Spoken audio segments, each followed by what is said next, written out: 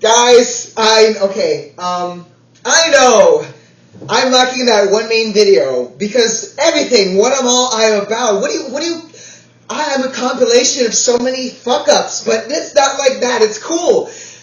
I'm a product of my siblings, actually, because every single one of these fuck-ups is traced back from someone showing me something they should have shown me. Which means that Earth just prevention by just not showing people shit. Why do I talk with my hands so? You guys have got to learn.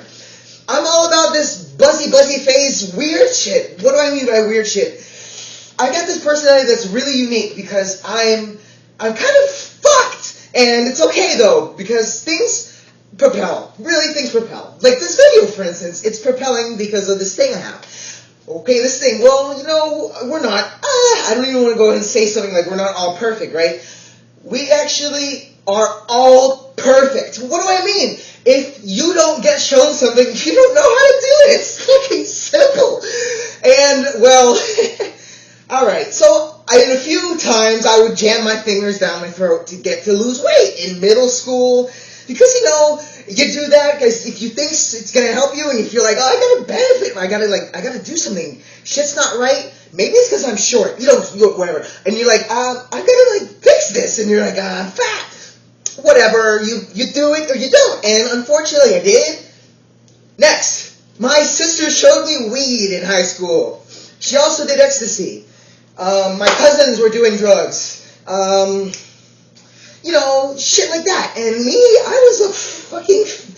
I was awesome. I was a fat video gamey fuck. I had the game in my hands. It was so awesome, you guys. But then, you walk, and people walk next to you. And what happened, I did weed all throughout high school. I did it even going into college. And in college, I met these people who just flew in my lap with weed. And video games were included. So it really, really was nice that I got these friends, but these friends showed me, there's this thing you can do. You go like this. It's this blow-up ecstasy shit that you do to make yourself really high for a sec. And I loved it. And I did it over and over and over and over. And on one night, I did ecstasy and I did that shit. And I vomited up a gray chunk. This was the first fucking worst night of my life. I vomited a great chunk. With this great chunk, right? It must have been some part of my intestines, because after that, my intestines swollen up. It affected the way I pooped. I became like this snail.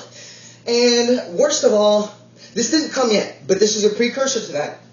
I didn't have enough ecstasy. I didn't have enough of that shit that I was doing. So guess what, guys? I went on another bout. This time it was only with a couple friends. You get desperate when you're a drug doer. I was only with Joe. His name was Joe. And I did that after so many, 5 or 6 pills that night. And I ended up with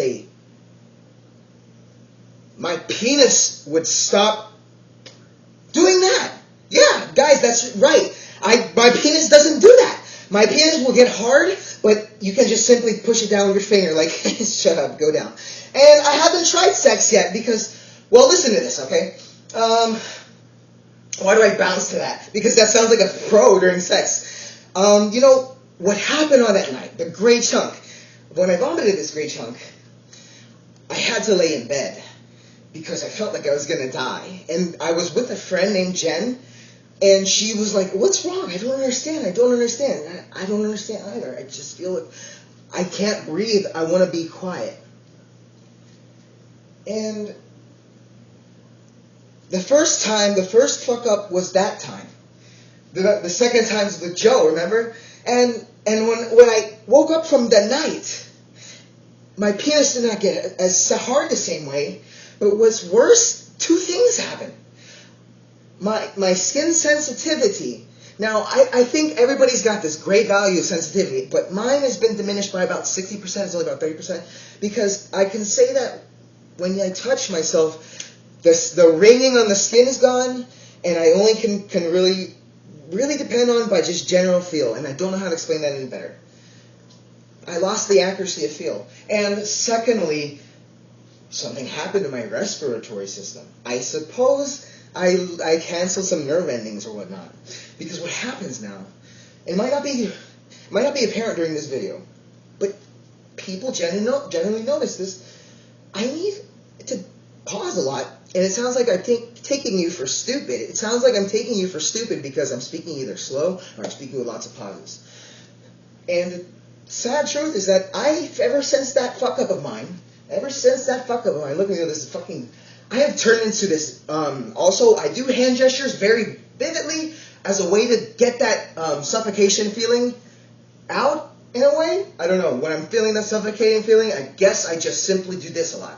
And that's now how the way I talk. I throw my hands out like a boxer when I'm talking. It's not good.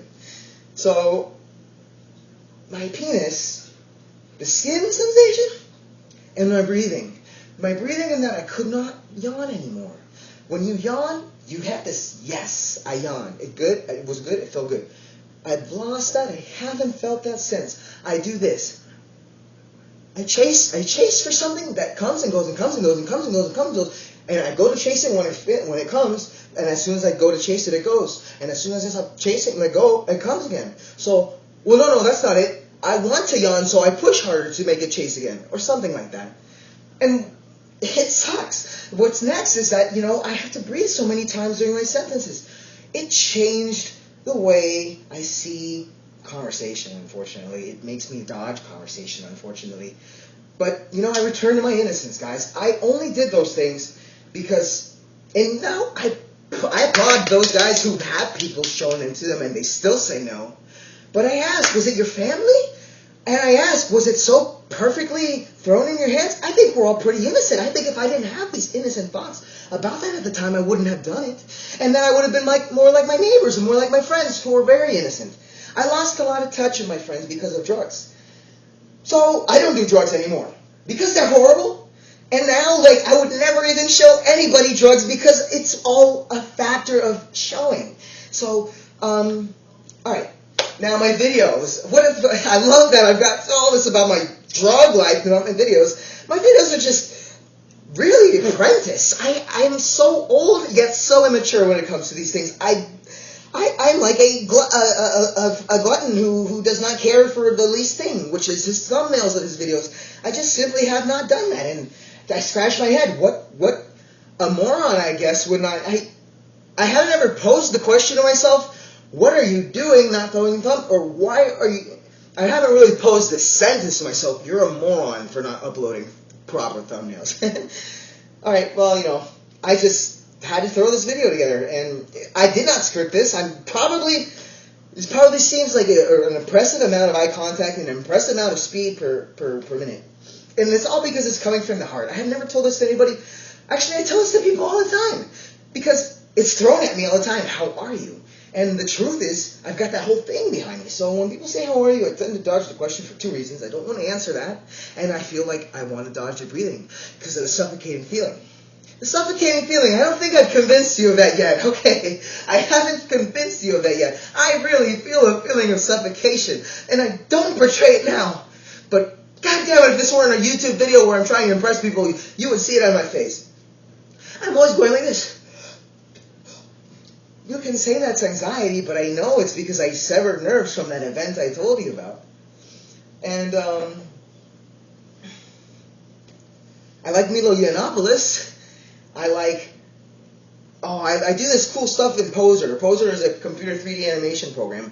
I got turned on from nails. I'm sorry, that's weird. No, I'm not sorry, but I mean, it's really that's something that evolutionarily happened from an X and a Y gene kind of flipping or something, and it just happens. So, I don't know, it just happens. I get turned on from seeing nails in a particular way. So, anyways, I took advantage of it, and I started making 3D representations of it, and I started sharing it, and I've got 5,000 friends on one account, 5,000 friends on another Facebook account, and I'm starting a third account, and I promise you I have not added any friends, I've only accepted friends, so it's a very big accomplishment for me, and that's one other thing that I'm about, and another thing I'm about is I'm trying to get popular nowadays, so you're going to see me uploading skits, that was barely funny, that was really funny, I don't know, I'm just a single user on YouTube, how can I know these things? I need the likes and the dislikes, And the dislikes are pouring in. Give it to me, baby. I love to eat dislikes. I love to eat that. Because I love to show people that after you've disliked me, I'm still here. I took it like a man. Can you say anything more? Because I want to see like how much people can laugh or how much people can accept me for who I am. No, how much people can accept me for taking a hit.